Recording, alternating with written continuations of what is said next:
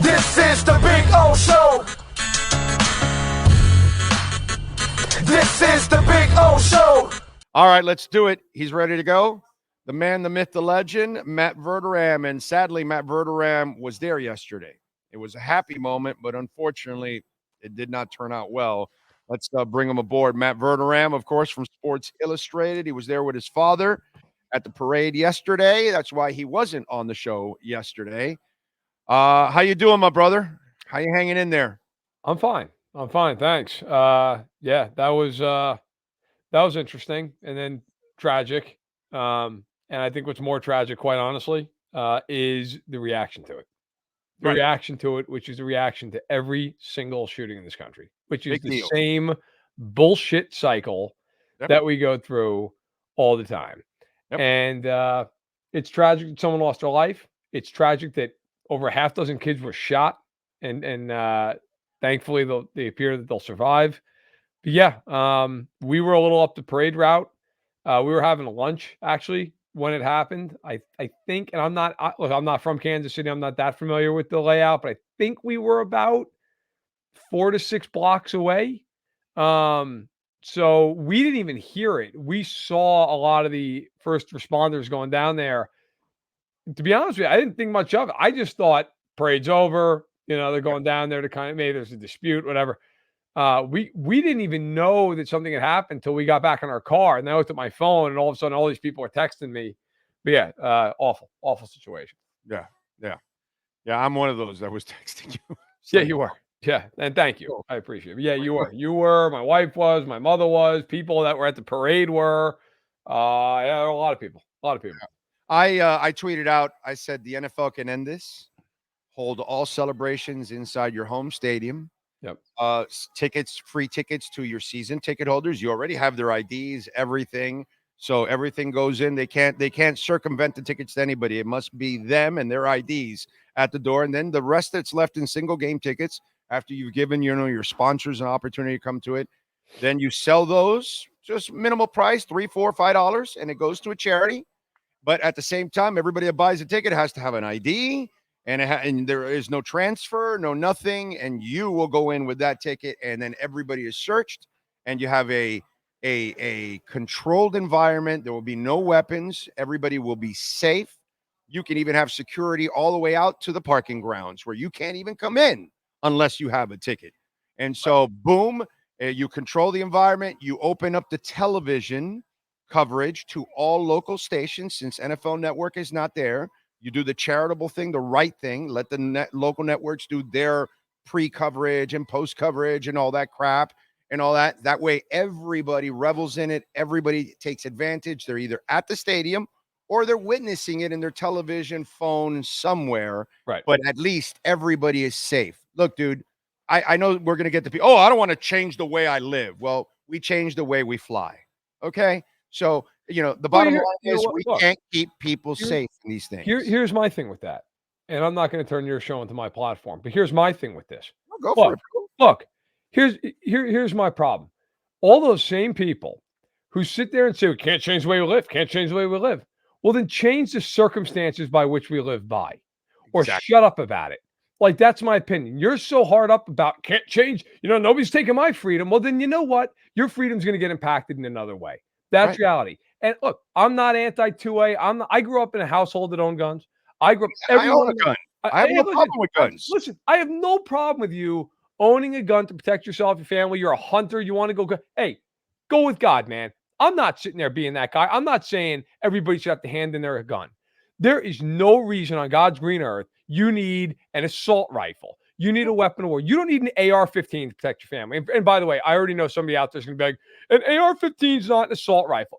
Listen, bro, it's a weapon of war, okay? That's what it's designed for. It's not designed so Johnny can go shoot on the range at 8 years old. And you don't need your special pig. Yeah, I mean, what world, like what planet do you live in? How many enemies do you have that you need? What, like 30 people showing up at your house at 4 a.m.?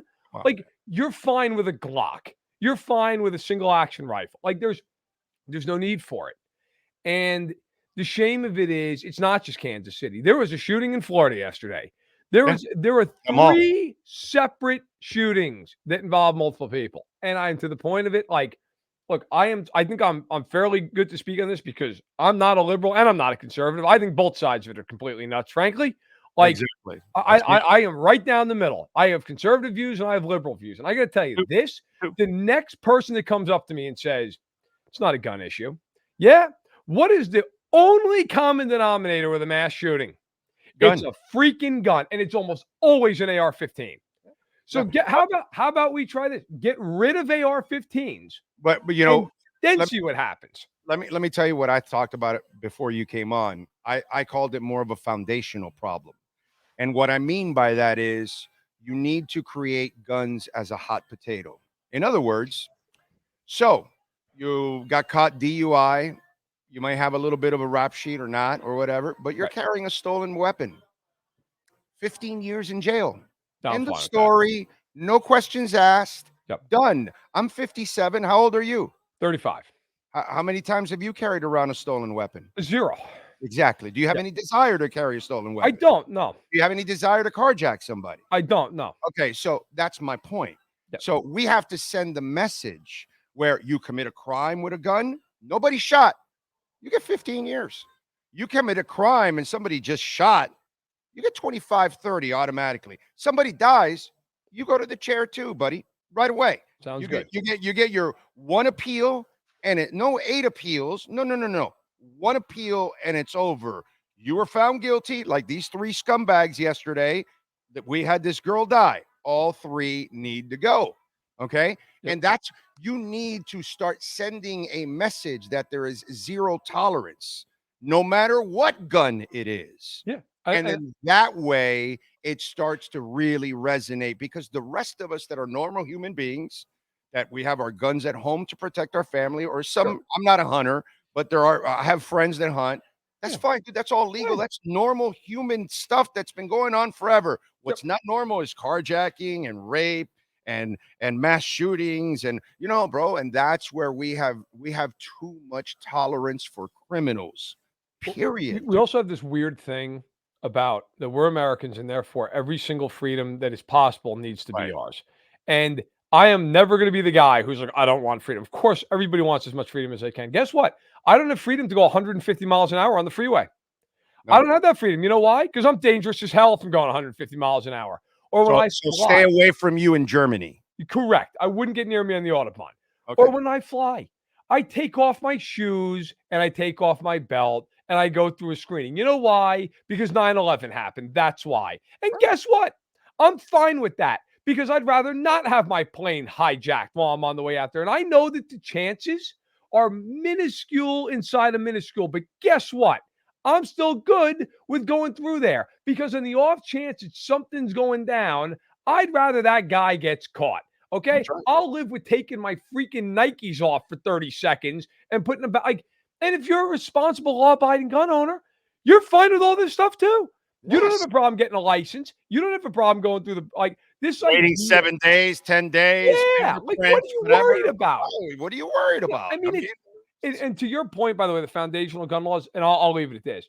These people also that sell these firearms, who are, out of a store, like out of a brick and mortar, if you are found to do so illegally, you didn't check for, you should go to jail for 10 years. Get out, gone. No. See you. I put them because they are the conduits to murder. 100%. So you get caught doing that, you import a gun from another country that's illegal, jail. Period. Right. Get out.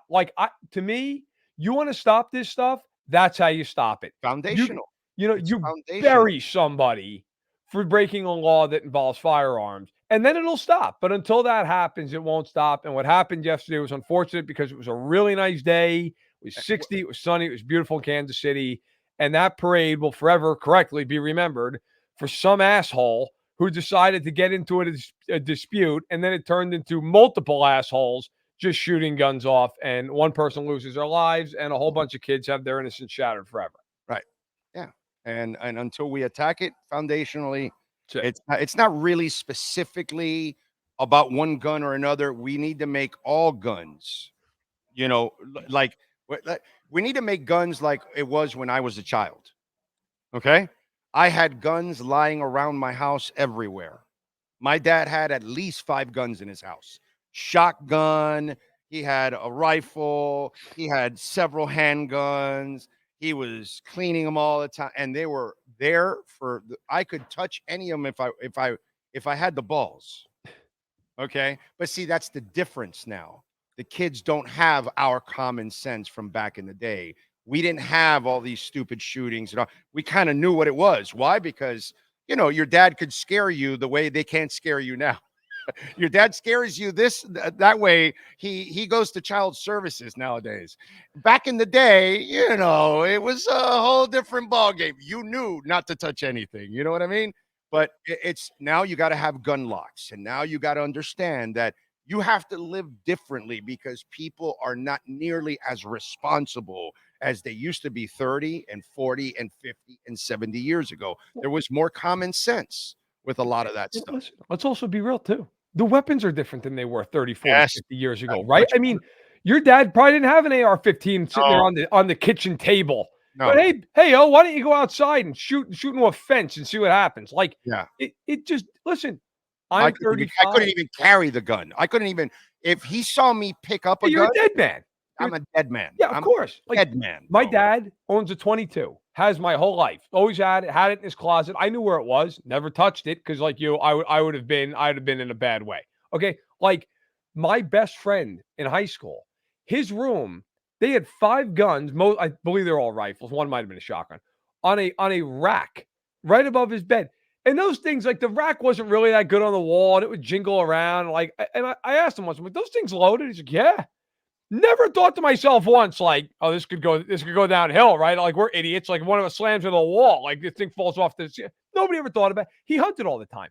Right. My point is, there are plenty of people who are completely responsible with their gun. Now, granted, maybe that wasn't the most responsible thing in the world, but like most people are responsible with their guns. The problem is the weapons are different now.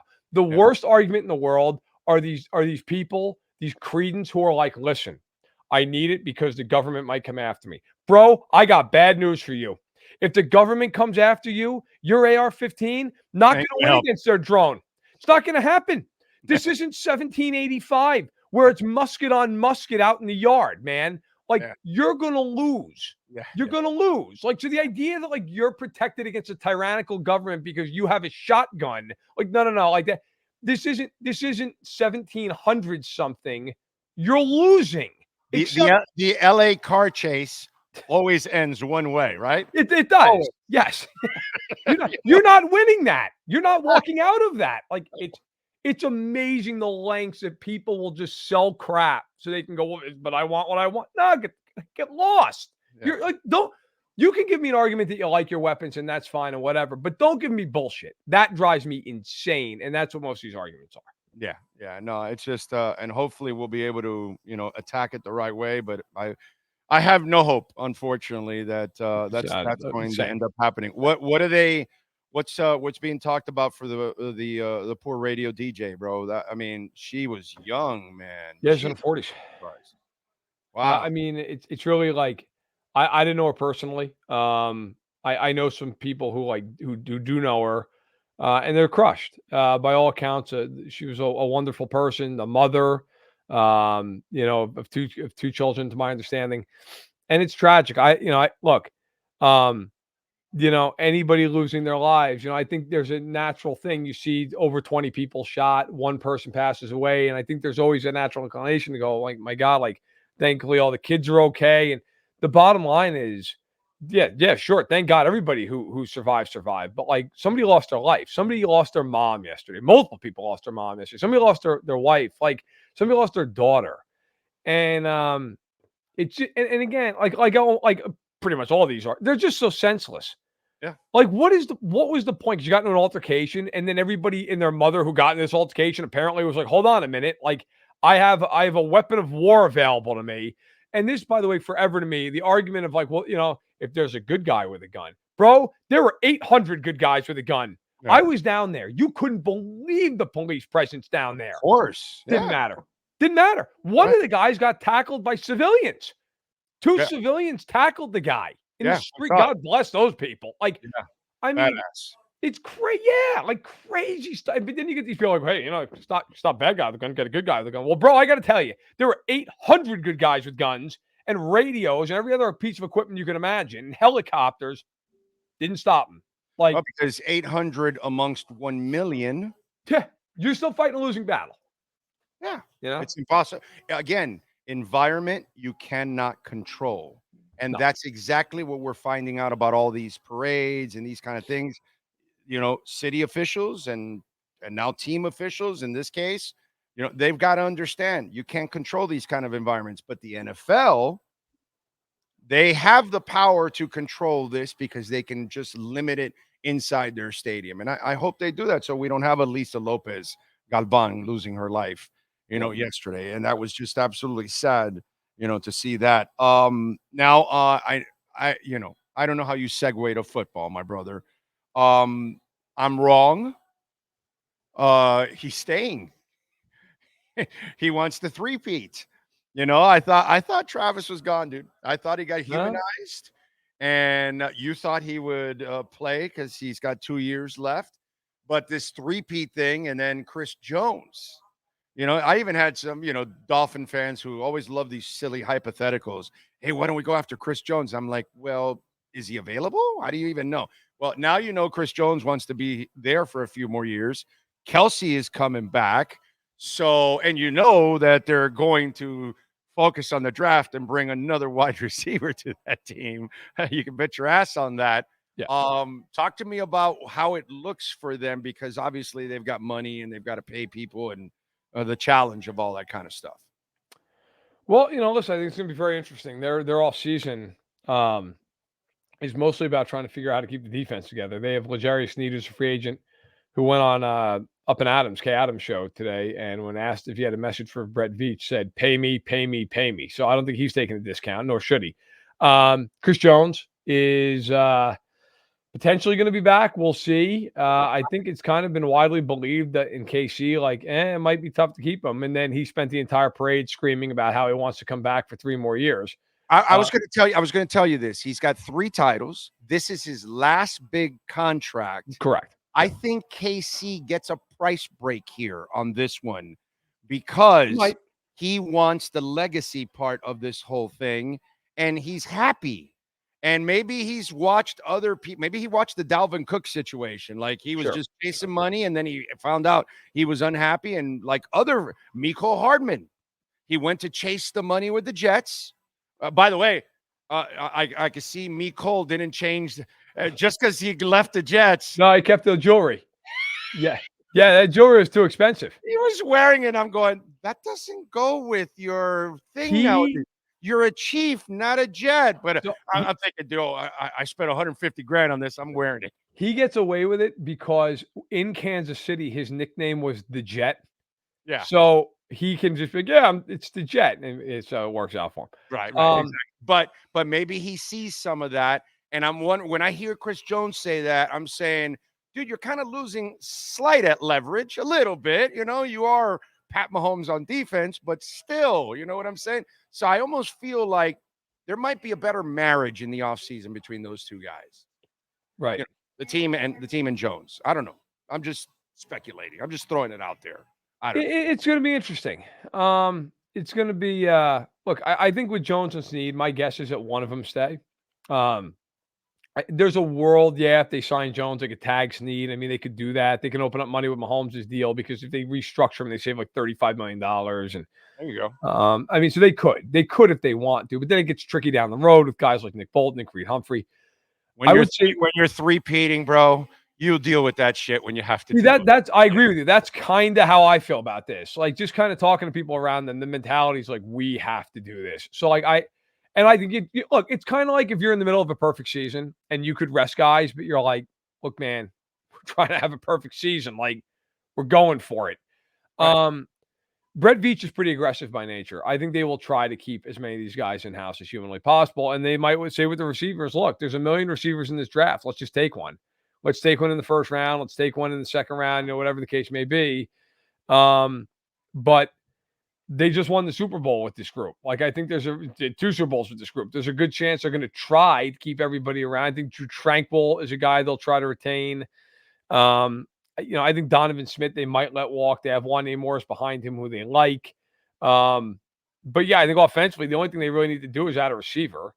And then defensively, it's how many guys can you retain? I mean, that's what they're the youngest defense in football. So it's really just, do you bring back Jones and Snead, or is it one of them? That's kind of the big question facing them. And here's the big thing of all of this. Oh, Tom Brady, the GOAT. Or could it be Pat Mahomes? This, that. Oh, does he get 7? Okay, nobody has a three-peat. Tom didn't get a three-peat. And so, Right. okay, Right. New England sure. is the dynasty of this century. Yeah, they got 7, but Kansas City got 5, let's say, or something. But they got a three-peat in the middle of that. That's something they didn't do, because our Dolphins did the three-peat. They just lost the first one and then won the second and the third, but they did a three-peat. It just, they didn't peat the third time. But you know what I'm saying? So when you can do something like this, and this is something that Mahomes would have over Brady in that discussion. This is something the Chiefs would have over the Patriots. You know what I mean? By the way, it's really cool that the 2 AFL teams are the ones that are setting some of these records. It's pretty cool. Yeah. Yeah. I think you bring up a point that I've thought about a lot this past past week, last few days, especially for Mahomes. It is not lost on him that if he wins this next Super Bowl, he's done something Brady can never say he's done. And no one's done. No one's done. Right. Nobody in Super Bowl history, Super Bowl era has ever done. But he will have that on anybody forever, right? Hey, first one ever do it. And if you're them, like, you look at this team and go, listen, we bring the exact same team back in a draft class, got a pretty decent shot, right? I mean, if you add one receiver, you have a defense, is a top 3 unit in the league. You got a good offensive line. You got Kelce, you got Rashee Rice, who's now not a rookie in the second year. You have Pacheco.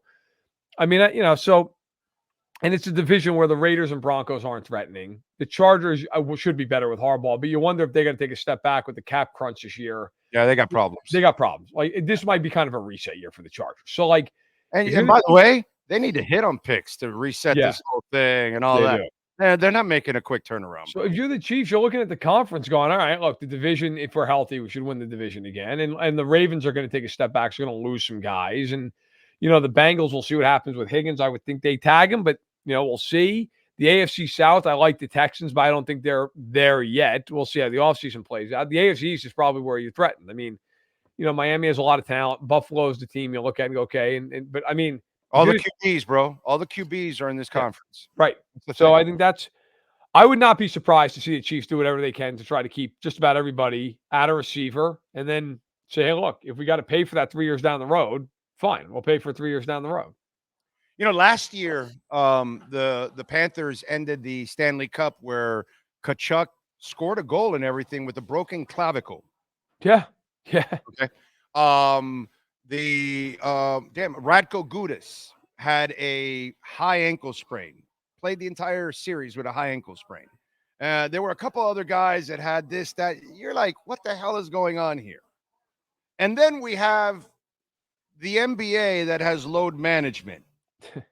And then we have Allegretti playing with a completely torn UCL ligament in his elbow, an offensive lineman playing with a torn elbow, completely torn elbow ligament since the second quarter.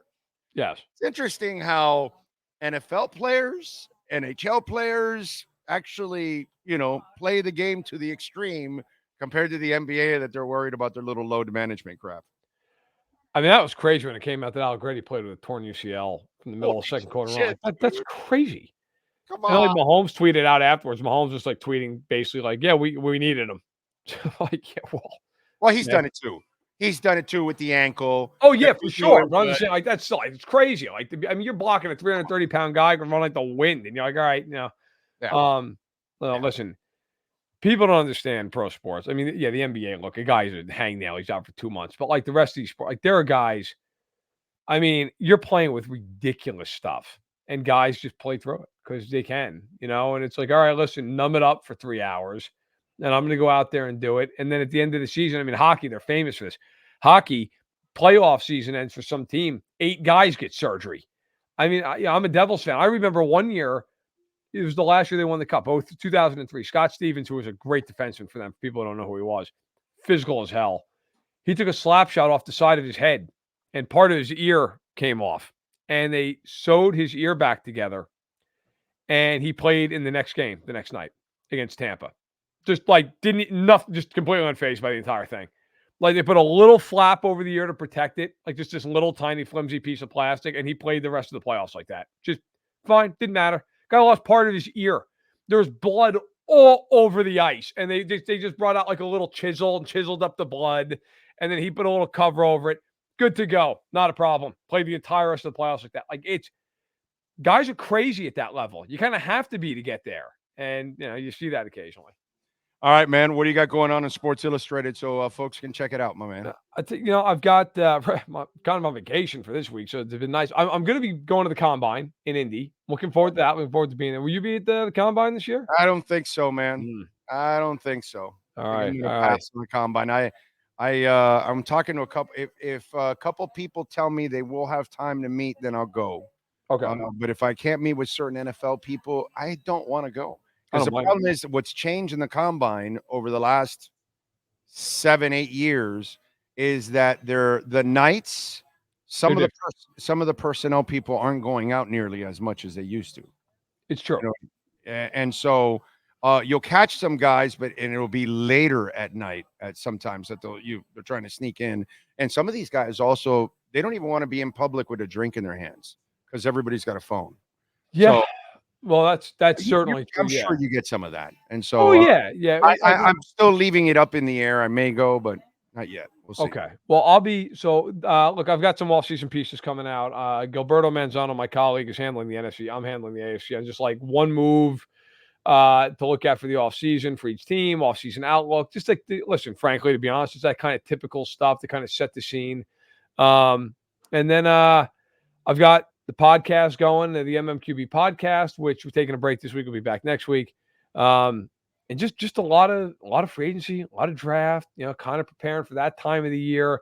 Everybody in my regular day-to-day life, they're like, oh, you can relax now. I'm like, this is busier than the damn season. Yeah. Like I can't express the night of the third day of the draft, when that thing's over, I'm not a huge drinker. I have like 3 beers. I just sit down and drink. I'm like, oh, now it's my summer vacation, May, June, first half of July. But yeah, just a lot of off season, a lot of draft. And I will say, although I don't know how many Dolphins fans are going to care about this, but I launched the Matt Verderame show on Patreon, which is a Chiefs-focused podcast. My national one is the MMQB. Just kind of something fun, just a passion project. Go back to my roots a little bit. But if you want to check it out, it's the Matt Verderame show on Patreon. There's like 3 different tiers. You can be a free member, $5, $10 a month. So it's all there. If people just want to hear more of me for whatever reason, I'm there. There you go. Matt, as always, you're a stud, my brother. And we'll pass on the link. Just send it to me so I can get it off. It's probably on your Twitter feed, right? Yeah, it's pinned tweet. Okay, good. I'll retweet that. All right, my brother. We'll catch up next week. Appreciate you. You got it. Take care. You got it. There you go. The champion, Matt Verderame, baby. Gotta love it, man. Gotta love it. That is awesome.